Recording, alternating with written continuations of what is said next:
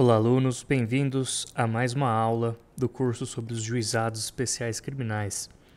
Na aula de hoje, estudaremos o parágrafo único do artigo 69 da Lei 9.099.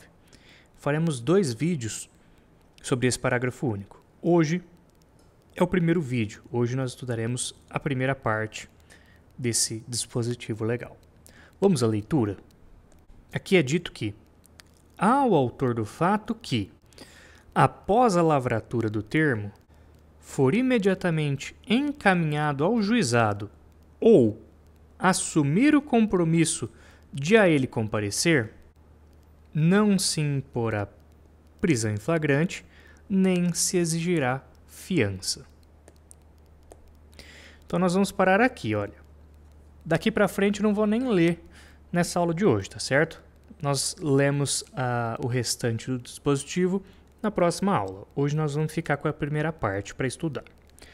O que acontece? Vocês percebem aqui que eu grifei até em amarelo para ficar mais fácil de visualizar, né? Porque tem esse após a lavratura do termo no meio da frase. Então, leiam tudo que está em amarelo. Diz assim, olha, que ao autor do fato que for imediatamente encaminhado ao juizado ou assumir o compromisso de a ele comparecer, não se imporá prisão em flagrante, nem se exigirá fiança, tá certo? Vamos então aos slides para iniciar aqui a explicação. Bom, então o que nós vamos estudar a partir de agora? Nós vamos começar aqui estudando essa expressão, olha, de que o autor do fato que for imediatamente encaminhado ao juizado ou assumir o compromisso de a ele comparecer. Inicialmente, nós temos essa situação aqui, olha, de que o autor do fato ele é imediatamente encaminhado ao juizado. No estudo do caput do artigo 69, nós vimos que a autoridade policial ela lavra o termo circunstanciado e o encaminha, juntamente com o autor do fato e vítima, ao juizado especial criminal. Esse seria o principal objetivo da Lei 9.099, porque isso traria muita celeridade ao procedimento, ok? Então, esse primeiro trecho que nós estamos estudando agora, ele é justamente essa hipótese. A hipótese em que a autoridade policial lavra o termo e providencia encaminhamento de autor do fato mais vítima juntos ao juizado para que lá ocorra a audiência preliminar.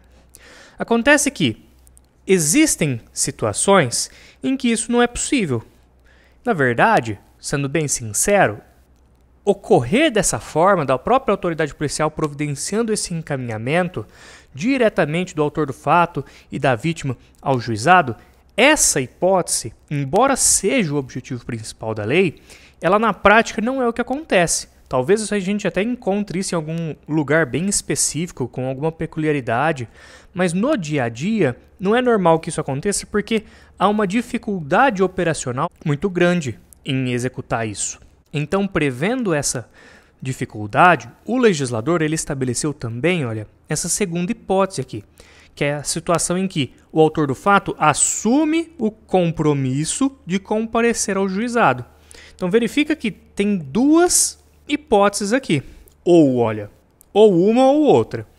Ou a autoridade policial encaminha diretamente o autor do fato ao juizado, junto ali com a vítima, com o termo circunstanciado, ou a segunda possibilidade é a autoridade policial dizer o seguinte, olha, não vai ser possível encaminhar todo mundo aqui para o juizado. Isso não vai ser possível. Então, autor do fato, vem aqui, assine esse documento em que você está se comprometendo a comparecer ao juizado especial criminal. Isso vai ser suficiente. Se você fizer isso, olha aqui, ó, se você fizer isso, não vai se impor a você a prisão em flagrante, nem vai ser imposta a você fiança. Olha aqui a vantagem do autor do fato assumir esse compromisso. Ele não vai ser nem preso em flagrante, nem vai ser imposta fiança a ele, ok? Vamos lá, vamos ver aqui o que eu constei no slide. Letra A.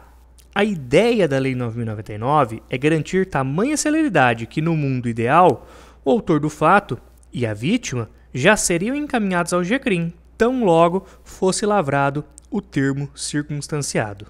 Ocorre que, sabendo que nem sempre isso seria possível, o legislador previu que, Quando o comparecimento imediato não for possível, o autor do fato poderá assumir o compromisso de comparecer ao GCRIM.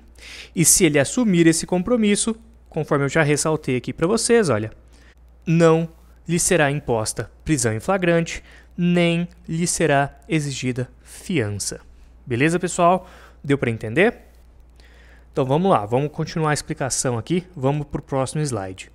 E aí, como eu constei aqui, notem o seguinte, olha, que considerando que um dos objetivos da Lei 9.099 é a aplicação de pena não privativa de liberdade, o legislador ele estabeleceu que não haverá prisão em flagrante e imposição de fiança àquele que comparecer ao GCRIM imediatamente ou assumir o compromisso de fazê-lo.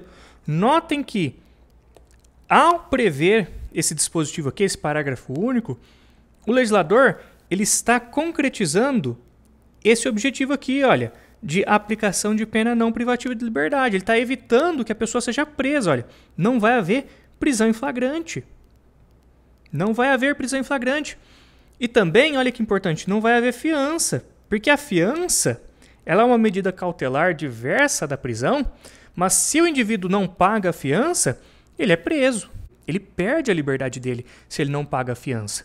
Então, ao disciplinar aqui o legislador que, olha, não tem nem fiança e nem flagrante, o legislador está garantindo o quê? A liberdade do autor do fato. Nesse momento aí inicial do procedimento, ok? Continuando aqui na letra B, eu constei uma explicação para vocês um pouco mais aprofundada a respeito do flagrante, tá bom? Atentem-se para o seguinte, o flagrante ele é um ato complexo, ele não é um ato que se resume em um único comportamento. Não, há vários atos dentro da prisão em flagrante.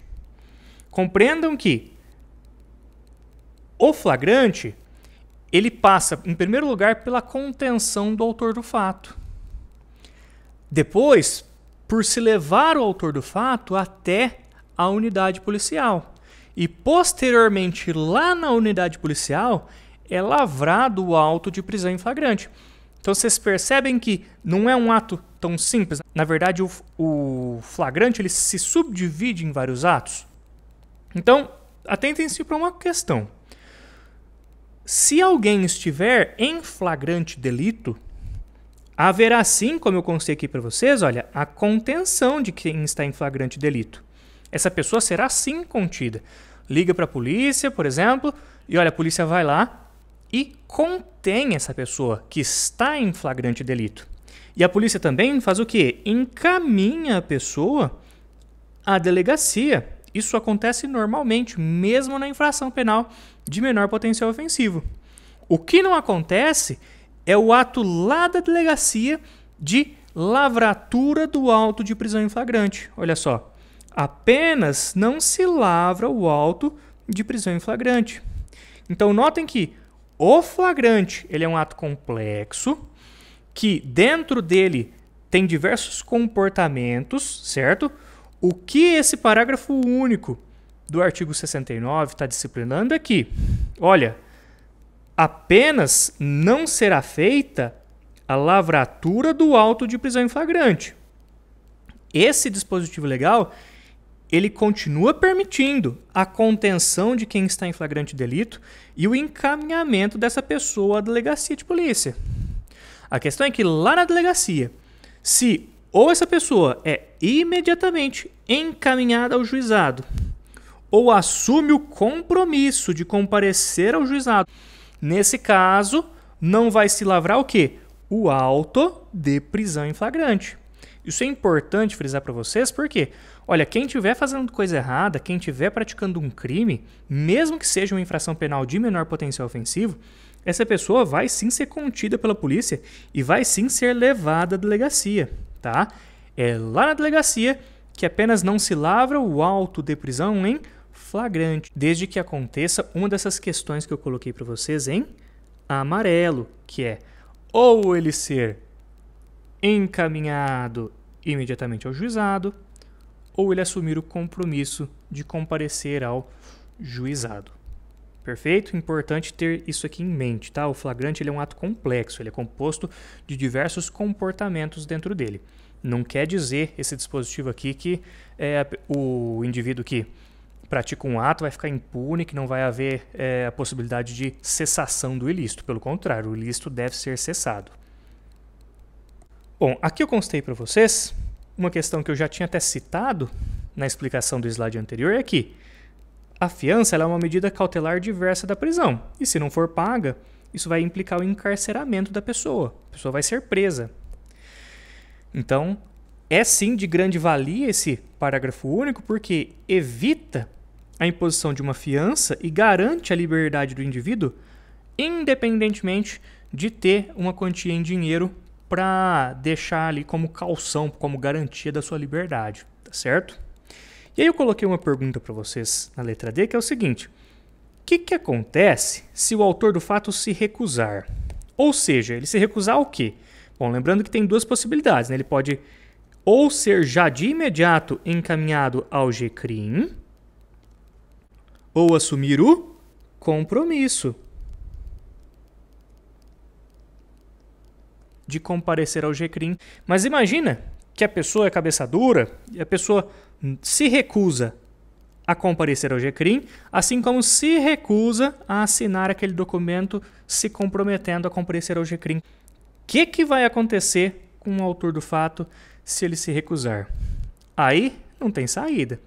Aí ele vai ser preso em flagrante, vai ser lavrado o auto de prisão em flagrante quanto a ele. Mas aí foi uma escolha dele, né? Ele tinha a chance, era só assinar o documento se comprometendo, ou era só comparecer imediatamente ao juizado.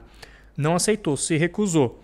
Aí ele arca com as consequências da escolha dele. Aí sim é possível ser lavrado o auto de prisão em flagrante, assim como também é possível a fixação de uma fiança, tá certo? Então, se ele se recusar, aí sim pode acontecer a lavratura do auto de prisão em flagrante ou a imposição de fiança.